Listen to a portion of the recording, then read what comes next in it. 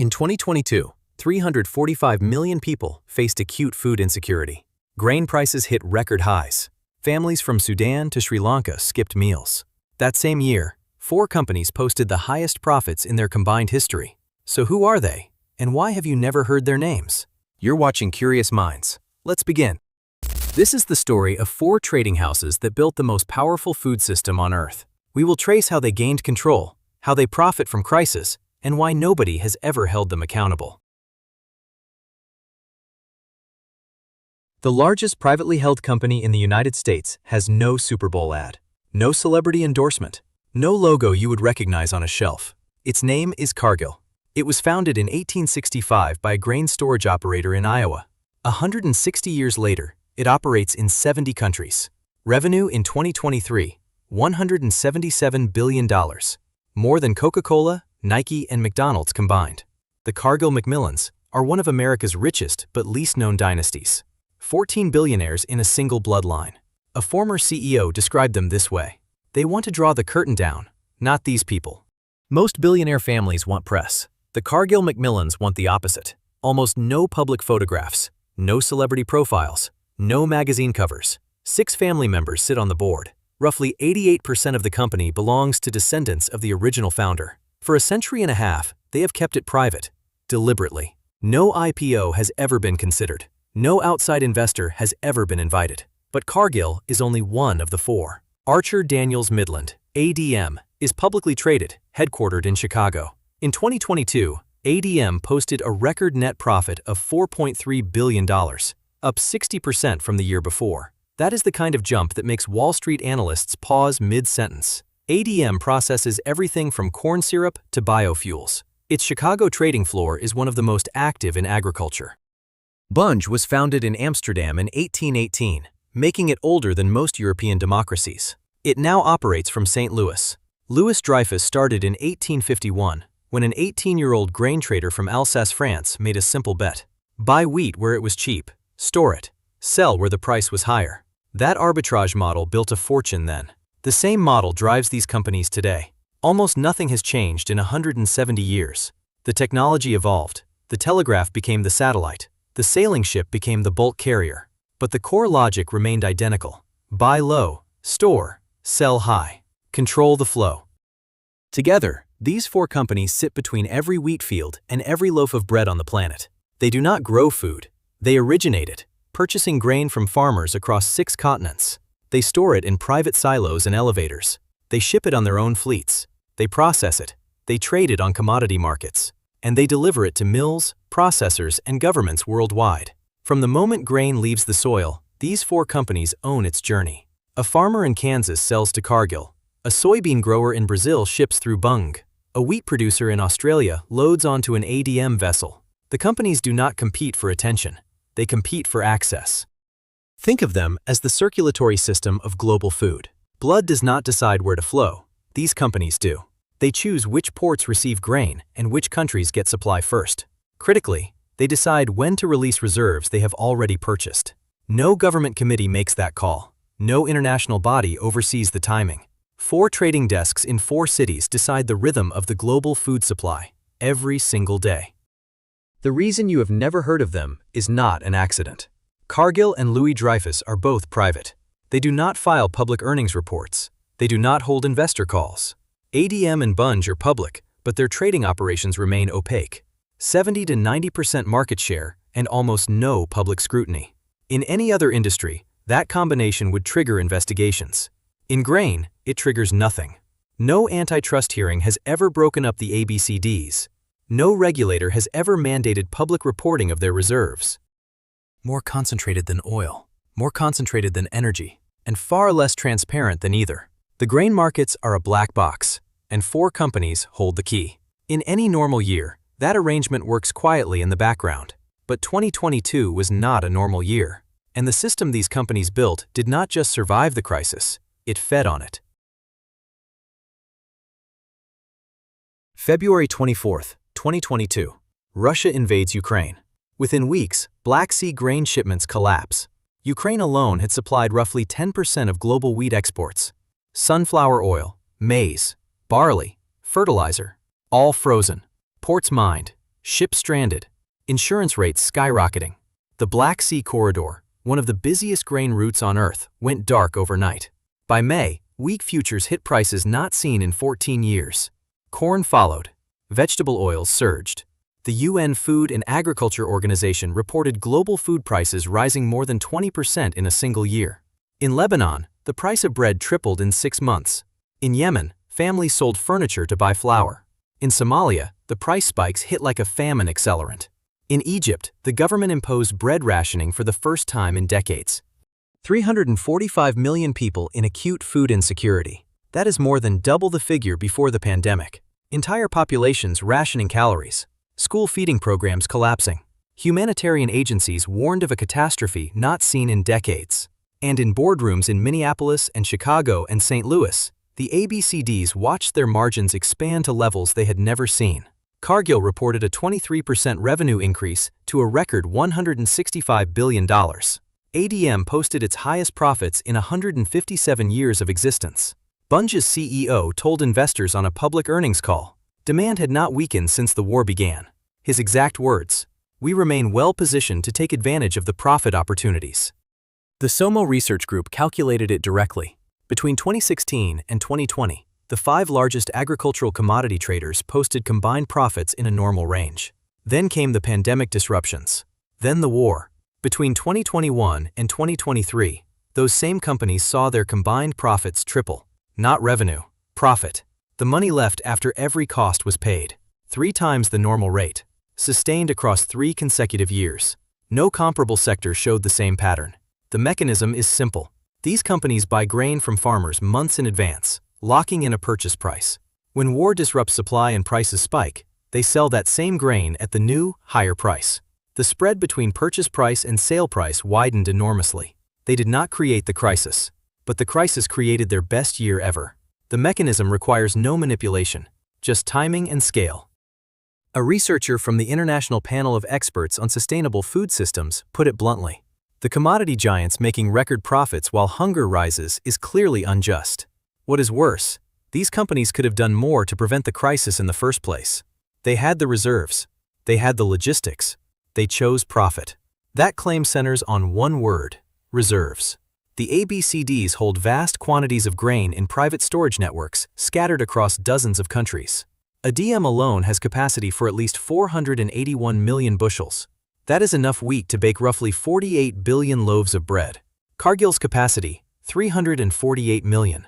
But the critical detail is this: the exact volumes sitting in those facilities at any given moment are a corporate secret. During the 2022 price spike, public grain reserves were reportedly adequate. Global supply was not the core problem. The problem was flow. Who controlled the grain, where it went, and when it was released? One expert described it as a crisis amid abundance. Enough grain existed in storage and in transit. It just did not reach the people who needed it most. The bottleneck was not nature. It was logistics controlled by private hands. Grain sat in silos in one hemisphere while people starved in another. The infrastructure to move it existed. The decision to move it rested with 4 companies. The parallel to energy is hard to ignore. Oil companies faced similar accusations during the same period. Record profits, while consumers paid record prices at the pump. Congress held hearings. Journalists published investigations. Windfall tax proposals circulated in the UK and the EU. But there is a key difference. Oil markets have OPEC. They have national regulators. They have publicly reported reserves and production quotas. Grain markets have none of that. No mandatory disclosure of private stocks. No enforcement body. No mechanism to force release during a shortage. And the system just became more concentrated. Because in 2025, one of the 4 letters got bigger, and nobody stopped it. Nobody voted on it. No public debate was held. No consumer was asked for input. On July 2, 2025, Bunge completed its merger with Viterra, a major grain trader previously controlled by Glencore. Glencore is one of the world's largest commodity houses. The deal was valued at roughly $8.8 billion in stock and cash. Overnight, Viterra's global network of storage, processing, and transport assets folded into Bunge. The combined company now operates one of the largest agricultural supply chains on Earth. More elevators, more ports, more ships, more data on crop yields, weather patterns, and government procurement than most nations possess. Bunge's CEO called it a defining moment. Critics called it something else, a system already too concentrated becoming even more so. In practical terms, one fewer competitor at the negotiating table when governments buy grain. The European Commission approved the merger in August 2024. It did so without launching a deep investigation. The SOMO research group, an independent Dutch organization tracking corporate power, argued the decision was a mistake. Their report, titled "Hungry for Profits," laid out the case. In the 3 years prior, profits of the 5 biggest agricultural traders had tripled during a food crisis, and the EU let the biggest one get bigger. Here is what every article about this gets wrong. People assume these companies simply got lucky. War drove up prices and they happened to benefit. That framing misses the structural advantage. The ABCDs do not just trade grain, they are the infrastructure. They own the elevators where farmers deposit harvests. They own the barges that move grain down rivers. They own the port terminals where ships load cargo. They run the financing arms that lend money to the same farmers who sell to them. Vertical integration, from the farm gate to the foreign port. At every node in that chain, they collect data: harvest forecasts, regional weather, government stockpile levels, political instability reports, port congestion metrics, currency fluctuations in grain importing nations. No single government has the same information picture that Cargill has, not even close. That data advantage compounds during a crisis. When prices swing wildly, the traders with the best information win. Nobody has better information than the companies that physically handle the grain. They know what is in the silos before the market does. They know which ports are bottlenecked before shipping indices update. They can time their sales with a precision no outside trader can match. Every drought, every flood, every political upheaval feeds their advantage. A government learns about a crop failure from satellite imagery. These companies learn from the grain that stops arriving at their elevators. And now there is a fifth letter entering the alphabet. COFCO, China's state-owned food conglomerate, has been expanding aggressively into global grain trading. Some analysts now call the group the ABCDs. COFCO brings something the others do not. It carries the purchasing power and strategic patience of the Chinese state. Beijing is not buying grain for profit. It is buying for food security. And it is willing to pay above-market prices to lock in supply years in advance. In 2014, COFCO acquired Noble Agri and the Dara in back-to-back deals worth over $3 billion. That was the announcement. The quiet expansion has continued ever since. The result is a global grain market split along 2 fault lines. On one side, private Western traders controlling the existing infrastructure. On the other, a state-backed Chinese rival building a parallel network. Farmers sell to fewer buyers. Importing nations negotiate with fewer sellers. The space between farm and fork belongs to a handful of entities answering to almost nobody. The market that feeds humanity is governed by fewer decision-makers than a mid-sized corporate board. In 2024, the European Parliament commissioned a study on commodity traders and agricultural markets. The findings were stark. The ABCDs are strongly vertically integrated. They work together closely through joint ventures and shared investments. Their market power likely allowed them to drastically increase profit margins. The result? Boosted inflation and a worsened global food crisis. The report recommended immediate regulatory action. None followed. The word likely is doing heavy lifting in that sentence. Without mandatory disclosure of private grain stocks, no regulator can prove the full picture. How much profit came from genuine market conditions? How much came from deliberate timing of sales? Jennifer Clapp, a professor specializing in global food governance, explained the mechanism. Buy wheat in January 2022 at pre-war prices. Sell it 3 months later at post-invasion highs. The margin would be astronomical and entirely legal. The C. A fair question. Is the threat overstated? China's export restrictions on rare earths were suspended in November 2025. The suspension came as part of a trade deal following a Xi-Trump summit. The pause runs until November 2026. Some argue that mutual economic dependence prevents either side from truly weaponizing supply chains. China needs Western customers. The West needs Chinese materials. The relationship is a hostage exchange. Nobody shoots because everyone dies.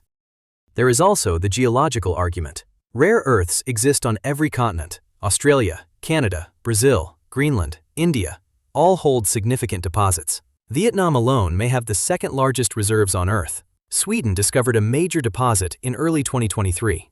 The problem was never geology, it was economics. Mining rare earths is not profitable when China controls the price. But if prices rise high enough and stay there, new mines will open. The monopoly weakens on its own. Market forces, this argument goes, will eventually solve what politics created. The word likely is doing heavy lifting in that sentence. Without mandatory disclosure of private grain stocks, no regulator can prove the full picture. How much profit came from genuine market conditions? How much came from deliberate timing of sales? Jennifer Clapp, a professor specializing in global food governance, explained the mechanism. Buy wheat in January 2022 at pre-war prices. Sell it 3 months later at post-invasion highs. The margin would be astronomical and entirely legal. The system is built to make the critical question unanswerable. In 2008, food prices spiked. Riots erupted across 30 countries: Haiti, Egypt, Cameroon, Bangladesh. Governments fell. People died in bread lines. The UN called it a silent tsunami. And the same grain traders, the same 4 letters, posted record profits that year too. The same calls for transparency followed. The same promises of reform were drafted, circulated, and quietly shelved. Nobody was punished. Nothing was restructured. The G20 pledged transparency. The pledges expired. The data stayed private. 14 years later, the pattern repeated. Not approximately, almost identically.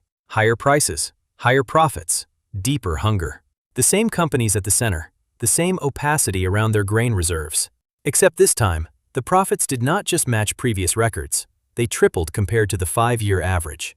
A researcher compiled the numbers and asked a blunt question. How do identical commodities on globalized markets generate such different margins in crisis years? The answer was never provided. No one with the data chose to explain. That is not a market responding to an emergency. That is a system performing exactly as designed. The ABCDs broke no laws. They colluded in no provable way. They operated inside a structure that rewards whoever holds the best information. It punishes anyone demanding transparency. It concentrates leverage in the hands of whoever physically controls the grain. The structure is the strategy. It does not need a conspiracy. It just needs silence. The grain itself does not care who moves it. Wheat is wheat, but the system that moves it has owners. The elevators, the barges, the port terminals, the futures desks, the weather satellites feeding private data networks. 4 families, 4 corporate headquarters. And now, after the Bunge-Viterra merger closed in July 2025, the circle tightened further. 3.5 letters where there used to be 4. The circle was small before, now it is smaller. Every policy proposal crashes into the same wall. Regulate the traders, and you risk crippling the only logistics network capable of feeding 8 billion people. These companies move roughly 600 million metric tons of agricultural products per year. That is enough to fill 20 million freight trains stretching around the Earth 12 times. No government agency can replicate that scale. No startup can match it. Leave them alone, and you accept a certainty. Not a risk, a certainty. The next food crisis will produce the same outcome. Record hunger, record profits, same press cycle, same calls for reform, same silence 3 months later. The loop has run twice already. 2008, then 2022. Nothing suggests the third time will be different. The structure remains intact. The incentives remain unchanged. Olivier de Schutter is co-chair of the International Panel of Experts on Sustainable Food Systems. He is also a UN Special Rapporteur. He framed it as directly as anyone has. We need to look at the grain giants and ask what they could have done. What could they have done to avert the crisis? What could they be doing now? That was 2022. Nobody answered. The question drifted through a news cycle and vanished. The companies filed their earnings, the families collected their dividends, and the world moved on. Somewhere in Minnetonka, Minnesota, sits the headquarters of the largest private company in America. A family you have never seen a photograph of runs it. 6 generations, same bloodline, same silence. 88% ownership, 14 billionaires, 0 press conferences, 0 public interviews. The curtain stays drawn. You ate breakfast this morning. Bread, cereal, toast, it does not matter which. Between the field where that grain grew and your shelf, one of these 4 companies touched it. You paid their margin. You just never saw the invoice. And you never will. The system that feeds the world has no face, no logo on your grocery bag, no name you would recognize at a dinner party. That is not a flaw. That is the design. 4 companies, no oversight. Every meal on the planet routed through their infrastructure. And the only reason it stays that way, Nobody knows their names. Subscribe if you want more stories like this. Should grain be treated like a public utility? Or would that break the only system that works? Tell me in the comments. This is Curious Minds. See you next time.